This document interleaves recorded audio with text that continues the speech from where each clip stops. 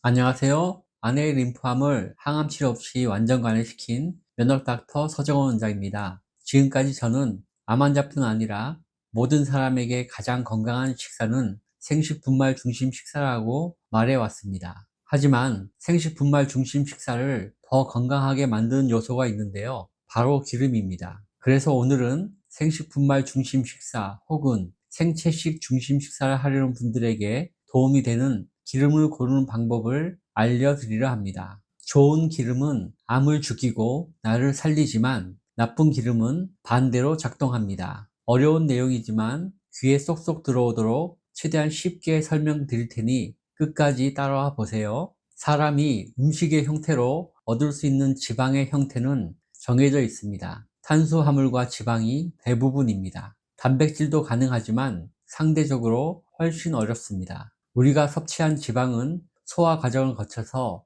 지방산과 글리세롤로 분해됩니다. 분해된 지방산과 글리세롤은 긴급히 사용할 양만 간과 근육에 남기고 체지방으로 축적됩니다. 탄수화물도 체지방으로 축적된다는 걸 아시나요? 탄수화물을 섭취하면 소화 과정을 거쳐 포도당으로 분해됩니다. 포도당은 세포가 바로 사용할 수 있는 에너지원입니다. 탄수화물 섭취량이 많으면 혈당이 올라가죠. 그런데 에너지로 사용하지 않으면 혈당이 너무 높아지므로 항상성 유지를 위해 지방산으로 변화시킨 후 체지방으로 저장합니다. 이처럼 우리 몸은 소화 흡수한 에너지원을 긴급히 사용하고 여분의 양은 지방산 형태로 만들었다가 체지방으로 저장합니다. 식사를 하고 에너지원으로 사용하지 않으면 체지방으로 축적되고 굶거나 심한 운동을 하면 체지방을 분해해 에너지원으로 사용합니다.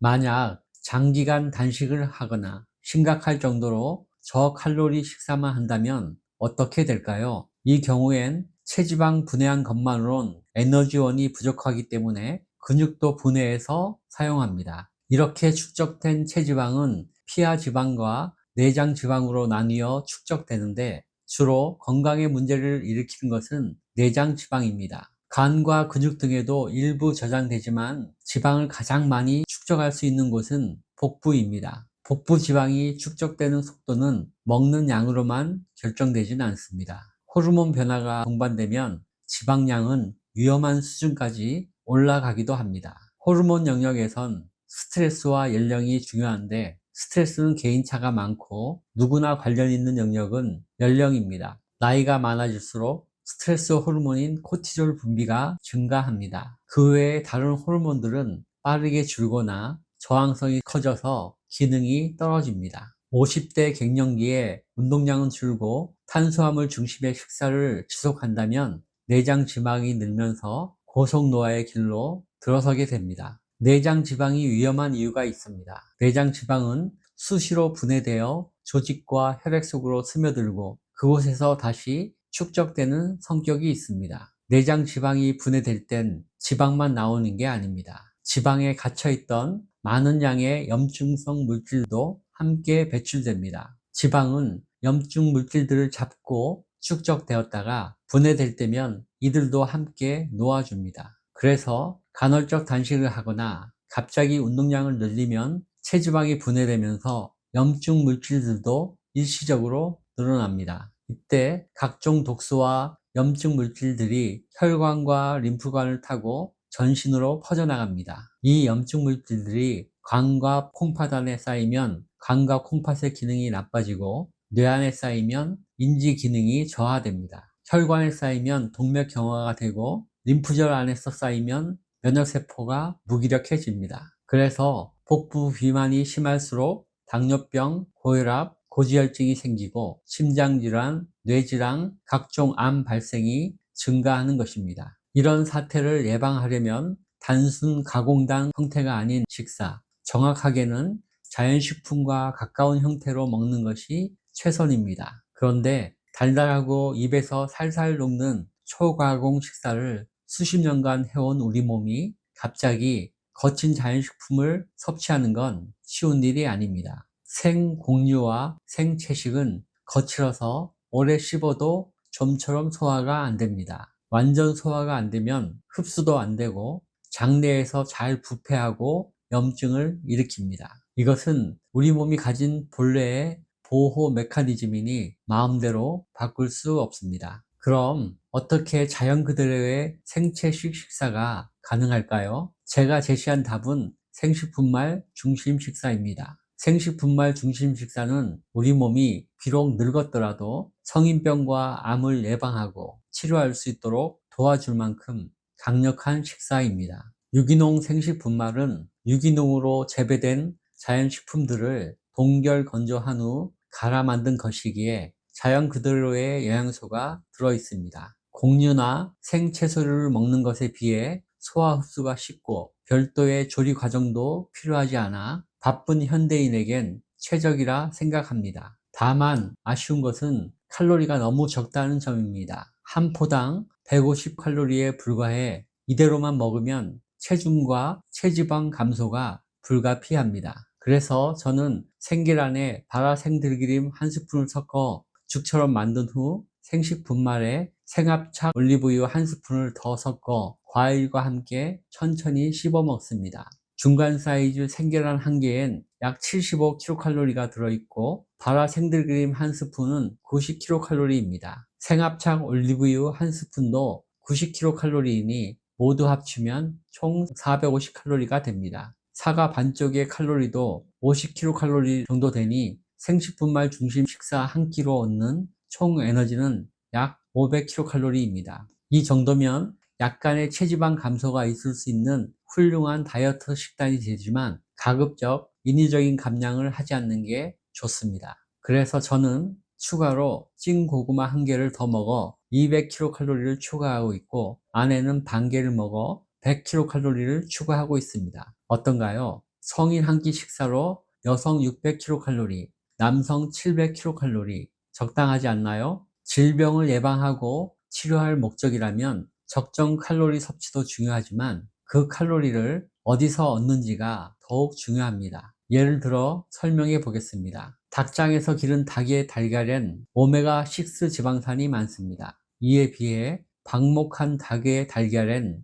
오메가3 지방산이 높습니다. 다른 영양소의 차이도 있습니다. 방목한 경우엔 상대적으로 비타민 A, 비타민 E, 카로티노이드, 셀레늄, 아연 함량도 높습니다. 이처럼 닭의 사육 환경과 먹는 사료에 따라 유정란의 영양 성분엔 차이가 생깁니다. 사람도 마찬가지입니다. 건강한 자연 환경에서 지내며 자연 그대로의 음식을 먹고 사는 사람의 몸에 건강한 변화가 생기는 것은 지극히 당연합니다. 그래서 저는 생식분말에 생합착한 올리브유와 발화 들기름을 함께 섭취하고 있습니다. 생합착 올리브유엔 단일 불포화 지방산이 70% 이상 함유되어 있어서 LDL 콜레스테롤을 감소시키고 심혈관 건강에 좋습니다. 항산화 물질인 폴리페놀도 들어있어 염증을 줄이고 산화 스트레스를 줄여줍니다. 비타민 E와 스콜알렌도 들어있기에